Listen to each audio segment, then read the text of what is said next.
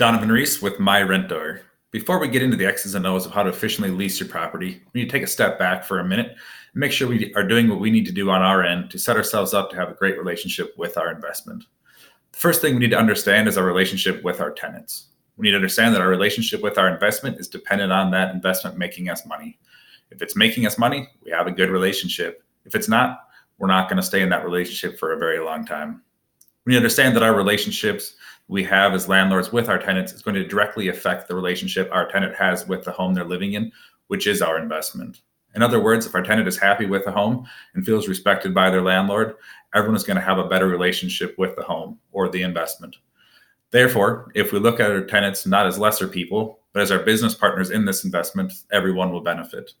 As part of my process while moving in tenants, I have a conversation with them, or what's called an upfront contract, where we discuss the expectations we have for each other in this relationship and what is going to happen if we get off track. My conversation literally goes like this.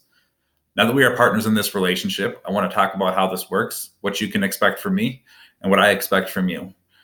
You can expect me to provide you with a clean and well-maintained home for you and your family to live in. And I can say this because I have fixed and cleaned everything and have set the expectation already, which we discussed in a separate video. You can expect me to repair anything that should break while you're living here and generally maintain the property. You can expect me to pay the mortgage, taxes, and homeowner's insurance on the property and make sure that you're able to live in the property without interruption or disruption. Now, I expect you to pay the rent when it is due. I expect you to maintain your home and clean your home and not intentionally damage anything. I expect that if something does break or things change that could affect your ability to pay your rent, that you communicate with me up front. I can be much more accommodating when I'm made aware of them up front. Does that sound fair?